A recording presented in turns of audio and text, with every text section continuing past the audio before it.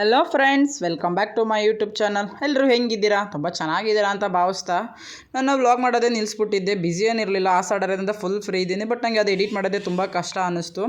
So ಹಾಗಾಗಿ ಇವತ್ತು ನನ್ನ ತಮ್ಮ ವರ್ಷದ ನಂತರ ನಮ್ಮ ಮನೆಗೆ ಬಂದಿದ್ದ. ಹಂಗೇನಾದ್ರು ಡಿಫ್ರೆಂಟಾಗಿ ಆ್ಯಂಡ್ ಹೋಮ್ ಮೇಡಾಗಿ ಮಾಡೋದಂದರೆ ತುಂಬ ಇಷ್ಟ. ಸೊ ಆ ಥರ ಏನಾದ್ರು ಒಂದು ಮಾಡೋಣ ಅಂತೇಳಿ ಇವತ್ತು ಕ್ಯಾಪ್ಸಿಕಮ್ ಎಗ್ ಬುರ್ಜಿ ಟ್ರೈ ಮಾಡೋಣ ಅಂತೇಳಿ ಮಾಡಿದ್ದೆ. ಮೊದಲೊಂದು ಸರಿ ತುಂಬ ಚೆನ್ನಾಗಿ ಬಂದಿತ್ತು. ಅದಕ್ಕೋಸ್ಕರ ನಿಮ್ಗೆ ಎಷ್ಟು ಮೊಟ್ಟೆ ಬೇಕೋ ಅಷ್ಟನ್ನು ಬಾಯ್ಲ್ ಮಾಡಿಕೊಂಡು ಸಣ್ಣ ಸಣ್ಣದಾಗಿ ಕಟ್ ಮಾಡ್ಕೊಳ್ಳಿ.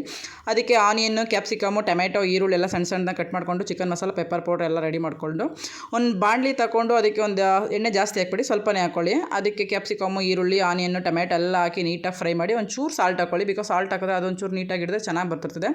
ಮತ್ತು ಚಿಕನ್ ಮಸಾಲಾನ ಅದಕ್ಕೆ ಆ್ಯಡ್ ಮಾಡಿಕೊಂಡು ಸ್ವಲ್ಪ ನೀರು ಹಾಕ್ಕೊಂಡು ಅದು ನೀಟಾಗಿ ಗ್ರೇವಿ ಥರ ಬರೋ ಥರಕ್ಕೆ ಅದನ್ನು ರೆಡಿ ಮಾಡಿಕೊಂಡು ಮತ್ತು ಸಣ್ಣ ಸಣ್ಣದಾಗಿ ಕಟ್ ಮಾಡಿರೋ ಆಯಿಲ್ ಎಗ್ಗು ಮತ್ತು ಪೆಪ್ಪರ್ ಪೌಡ್ರು, ಕೊತ್ತಂಬರಿ ಸೊಪ್ಪು, ರುಚಿಗೆ ತಕ್ಕಷ್ಟು ಉಪ್ಪು ಎಲ್ಲ ಹಾಕಿ ರೆಡಿ ಮಾಡ್ಕೊಂಡು ನೀಟಾಗಿ ಫ್ರೈ ಮಾಡಿ. ನನ್ನ ಮಕ್ಕಳಂತೂ ತುಂಬ ಕ್ವಾಟ್ಲೆ ಕೊಡ್ತಿದ್ರು.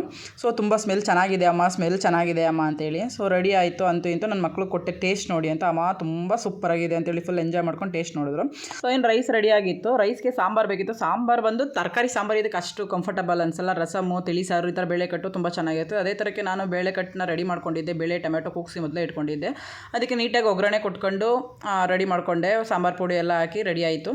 ಬಟ್ ಇದಕ್ಕೆ ಬೆಲ್ಲ ಆ್ಯಡ್ ಮಾಡಿದ್ರೆ ತುಂಬ ಚೆನ್ನಾಗಿರ್ತದೆ. ಬಟ್ ನಾನು ಸಕ್ಕರೆ ಆ್ಯಡ್ ಮಾಡ್ತೀನಿ. ಬಟ್ ಇದಕ್ಕೆ ಅದೇ ಬೇಕು ಅಂತ ಅಡುಗೆಗೆ ನಾನು ಯಾವತ್ತು ವೆಯ್ಟ್ ಮಾಡಲ್ಲ. ಏನು ಸಿಗುತ್ತೆ ಅದಾಗಿ ಮಾಡ್ತೀನಿ. ತುಂಬ ಚೆನ್ನಾಗಿರ್ತದೆ. ಹಂಗೆ ನನ್ನ ತಮ್ಮಂಗೆ ಕುಕ್ಕರಲ್ಲಿ ಅನ್ನ ಮಾಡೋದು ಇಷ್ಟ ಆಗಲ್ಲ. ಅವನಿಗೆ ಪಾತ್ರೆಯಲ್ಲಿ ಅನ್ನ ಮಾಡೋದು ತುಂಬ ಇಷ್ಟ. ಅದೇ ಥರಕ್ಕೆ ಅವ್ನಿಗೆ ನಾವು ಬೆಳಿಗ್ಗೆ ರೈಸ್ ಇತ್ತು, ಪಾತ್ರೆಯಲ್ಲಿ ಅನ್ನ ರೆಡಿ ಮಾಡಿ ಊಟಕ್ಕೆ ಬಡಿಸ್ದೆ. ನನ್ನ ತಮ್ಮ ಅಂತೂ ಫುಲ್ ಎಂಜಾಯ್ ಮಾಡ್ಕೊಂಡು ತಿಂದ. ಸೊ ನೀವು ಟ್ರೈ ಮಾಡಿ. ನಿಮ್ಗೆ ಹೆಂಗಿತ್ತು ಅಂತ ರೆಸಿಪಿ ಕಮೆಂಟ್ ಮಾಡಿ. Thank you.